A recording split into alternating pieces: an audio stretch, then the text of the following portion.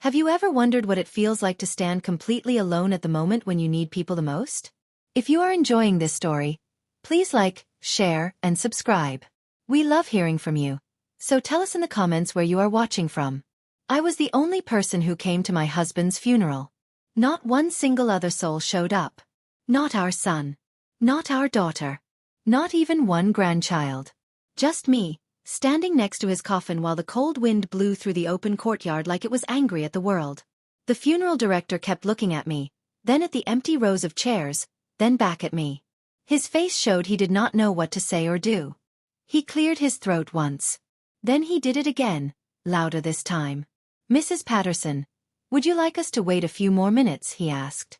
His voice was soft, like he was afraid I might break into pieces right there in front of him. "No," I said. My voice came out stronger than I felt inside. "Start now." David would not have wanted us to wait. He hated being late for anything. And that was true.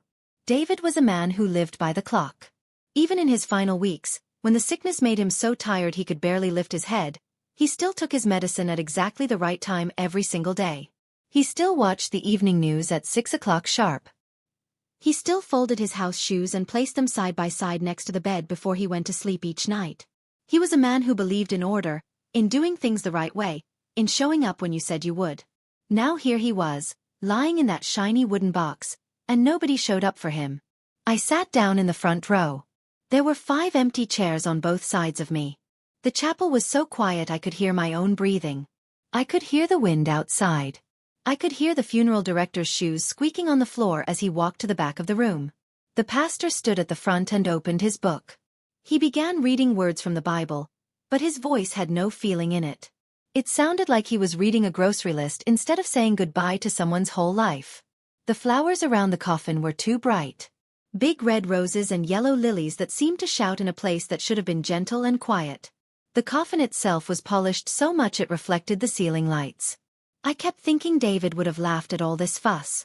He was a simple man who wore the same brown jacket for 20 years because it still worked fine. He would have said we were wasting money on fancy flowers and shiny boxes. But then I knew what else he would have done. He would have looked around at all those empty chairs, and his face would have gone hard and angry. "Where are the kids?" he would have asked. "Where the hell are our children?" That was the question burning in my chest too. Where were they? That morning, before I left for the funeral, a message came through on my phone. It was from our son, Marcus. Just one short sentence. "Sorry, Mom. Something came up. Cannot make it today." That was all. No phone call to explain. No apology that sounded real. Just those cold words on a screen. I imagined him sitting in his big office with a view of the city, or maybe out on the golf course with the people he does business with. I imagined him looking at his watch, feeling a tiny pinch of guilt, and then pushing it away like an annoying fly. His father's funeral was just another thing on his calendar that he could skip if something more important came along. Our daughter Laura did not even send a message that day. 2 days before the funeral, she had left me a voicemail. Her voice was light and cheerful, like she was talking about the weather. "Mom, I really cannot cancel my nail appointment. You know how I get when my schedule changes. It makes me feel so anxious. Tell Dad I will come visit him next week, okay?" Next week. She actually said next week. Like her father was just taking a nap and would wake up when she finally had time to stop by. Like death was something you could reschedule. I sat there listening to the pastor's empty words and felt something cold and heavy settle in my stomach. It was not just sadness. Sadness I had already felt for months while David got sicker and sicker. This was something different.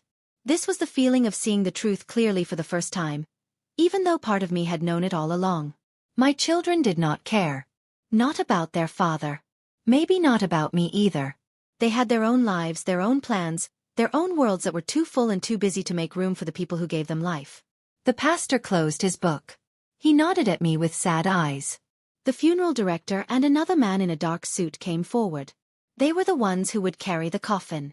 Just 2 of them, because there was nobody else to help. I stood up slowly. My legs felt weak, but I made them work. I followed behind as they carried David out of the chapel and toward the cemetery. The wind hit me hard when we stepped outside. It pulled at my black coat and made my eyes water. Or maybe those were tears. I honestly could not tell anymore. We walked along a stone path between rows and rows of graves. Some had flowers on them. Some had little flags. Some looked forgotten, with grass growing wild around the stones. I wondered which kind David's would become. There was almost nobody at the cemetery. Just one old man far away, leaning on a shovel, watching us with tired eyes. He probably saw this kind of thing every day. People coming and going. Tears and silence. Life ending and the world just keeping on like nothing happened. The two men lowered the coffin down into the ground using thick straps. The pastor said a few more prayers. His words floated away on the wind before I could really hear them. Then he sprinkled dirt on top of the coffin. It made a hollow sound when it hit the wood. That sound seemed to echo inside my chest. Everyone left after that. Even the pastor walked away quickly, like he had somewhere else to be. I stood there alone, watching the grave. My shoes sank a little bit into the soft earth. The wind pulled at my hair. A temporary marker sat at the head of the grave with David's name written on it. David Patterson. Beloved husband and father. But the word that stuck in my mind was different. Forgotten. That was the real word. David Patterson. Forgotten by his own children. I do not know how long I stood there. Long enough that my feet started to hurt. Long enough that the sky began to change color. Finally, I turned and walked back to my car. My hands were shaking when I tried to put the key in the door. I sat in the driver's seat for a long time before I could make myself start the engine. The drive home felt like it took forever and no time at all. When I pulled into our driveway, I saw the house looking exactly the same as when I left. The porch light was on. The garden hose was coiled by the steps. Everything looked normal, but nothing would ever be normal again. I unlocked the door and stepped inside. The silence hit me like a wall. It was not the peaceful kind of quiet. It was the kind that roars in your ears and makes you feel like you are the only person left in the world.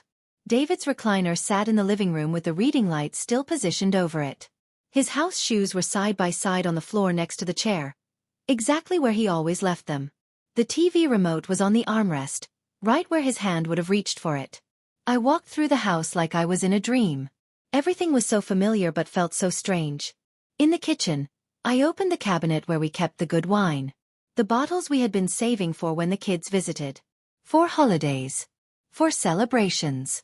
I pulled one out, opened it, and poured myself a full glass. My hands were still shaking. Then I did something I almost never do. I took out my phone and opened Instagram. I do not spend much time on social media. It always seemed like a waste when there was real life to live. But something told me to look. Some voice in my head said I needed to see. I found Laura's page first. It was not hard. She posted all the time, sharing every little thing she did. And there it was, posted just 2 hours ago. A picture of her and 3 other women sitting at a fancy restaurant. They all had big glasses of orange juice mixed with something that made them smile too wide. Laura's face was right in the center, laughing like she did not have a care in the world. The words under the picture said, "Girls' brunch. Bottomless drinks. Living our best lives." I stared at that picture for a long time. While I was standing at her father's grave, watching them lower his body into the cold ground, she was clinking glasses with her friends. While I was listening to dirt hit the coffin, she was ordering another round. While I was completely alone at the hardest moment of my life, she was living her best life. My fingers moved before I could think. I clicked on Marcus's page. I did not follow him, but his account was not private. He posted there too. A picture from a golf course, bright green grass and blue sky. He was holding a golf club, smiling at the camera with sunglasses covering his eyes. The caption read, "Perfect swing. Perfect weather. Great day for business. Great day." While his father was being buried, Marcus was having a great day. I set the phone down on the counter before I threw it across the room. The wine in my glass shook because my hands were trembling so hard. I took a long drink, then another. It did not make me feel better, but it also did not make me feel worse, and right then that was enough. I walked to the living room and stared at the photograph hanging on the wall. It was from our 40th wedding anniversary. David and I stood together in the backyard next to the rose bushes he had planted with his own hands. He was smiling in that quiet way he had, proud but not showy. I had my arm around his waist. The roses behind us were bright red, full of life. Those bushes were bare now. Winter had taken the blooms. But I remembered that day so clearly. Marcus and Laura had been there. They brought the grandchildren. Everyone smiled and took pictures. Everyone said the right things about how wonderful it was that we had been married for 40 years. Everyone acted like family. But it was all acting, was it not? When it really mattered, when showing up really meant something, they could not even do that. I finished my wine and poured another glass. My mind felt clearer than it had in months, even though I was drinking. Sometimes wine does not make you fuzzy. Sometimes it just strips away all the excuses and polite lies you have been telling yourself. Tomorrow, I thought. Tomorrow I will call the lawyer. Tomorrow I will make changes. Quiet changes, done with dignity, the same way David lived his whole life. Because if I was the only one who showed up to say goodbye to him, then I would be the only one to make sure his final wishes were honored. His real wishes. Not the ones we wrote down when we still believed our children loved us the way we loved them. That evening, I sat alone in the kitchen. The same kitchen where David used to peel apples every Sunday afternoon. He did it with such care, like it was an art form. He would slice them into perfect thin pieces shaped like little moons and arrange them on a white plate. He always gave me the best piece first. The one with the most sweetness, he would say with that small smile of his. Now the fruit bowl on the counter sat untouched. A couple of pears had gone soft, their skin wrinkling like old paper. The silence was not new to me. David had been gone for almost 2 weeks before the funeral. Those days had already started teaching me what it felt like to be alone. But tonight was different. Tonight the silence pressed down harder.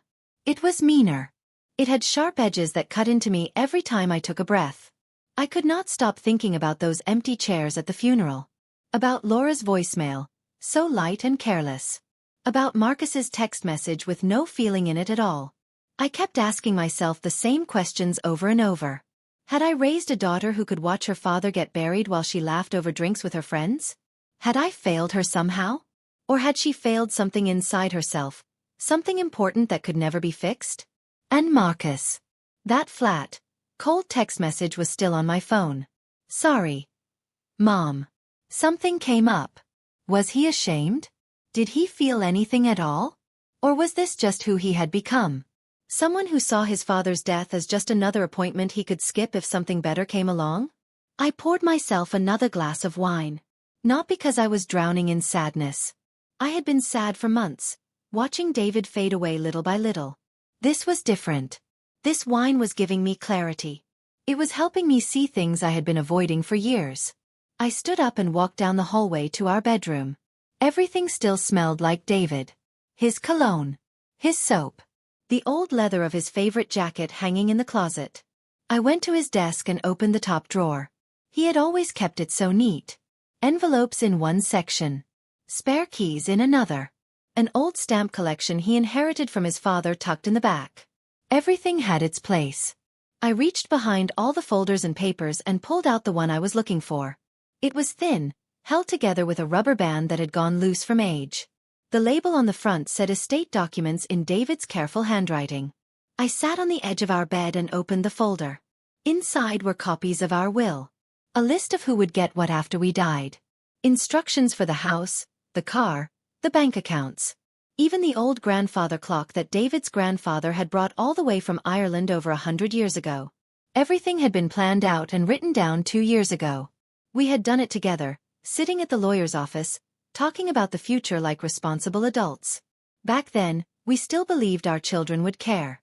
I read through the pages slowly. Marcus was listed as the main person to receive our big investment account. The one that held almost $300,000. Money we had saved by being careful our whole lives. By skipping vacations we wanted to take.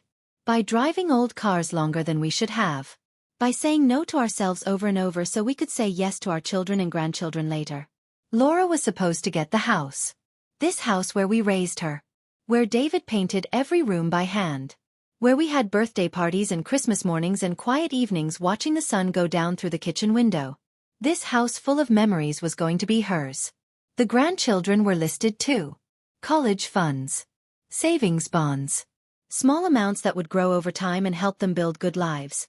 It all looked so neat on paper. So fair. So full of love. But what did any of it mean if they could not even show up? What was the point of leaving them everything if they had already left us first? I set the papers down on the bed and looked around our room. The bed where David took his last breath. The window where he loved to watch birds in the morning. The bookshelf full of books he read over and over because he said good stories got better each time. He had worked so hard his whole life. 40 years at the same company, leaving the house before sunrise and coming home after dark. His hands got rough from work. His back hurt from bending over machines. But he never complained because he was building something. He was building a life for his family. He was building a future for children who would remember him and honor him and show up when it mattered. Except they did not show up. If you are loving this story so far, please hit that like button and share it with someone who needs to hear it. Subscribe so you do not miss what happens next. And tell us in the comments where you are watching from because we love hearing from you. I thought about David's face in those last days. How he would ask about the kids. When are they coming to visit, Margaret? Do you think they will make it this weekend? I would make excuses for them. They are busy, honey. They have jobs and children of their own. They will come soon. But soon never came. Not when he was alive. Not when he died. Not even for his funeral. I picked up the papers again and kept reading. There were other names on some pages. Charities we believed in. The animal shelter where we adopted our dog years ago. The library that David visited every Saturday for 30 years. The children's hospital where Laura was born. These places had given us something real. They had been part of our lives in ways that mattered. And suddenly I realized something that made my whole body go still. These places would probably care more about David's memory than his own children did. That thought should have made me sadder. Instead, it made me calm. It made me certain. I stood up and walked back to the kitchen. I picked up my phone and scrolled through my contacts until I found the number for our lawyer, Mr. Bennett. It was late, almost 9 o'clock, but I did not care. I typed out a message. Mr. Bennett, this is Margaret Patterson. I need to meet with you as soon as possible. There are changes I need to make to our estate documents. Important changes. Please let me know when you are available. I hit send before I could change my mind.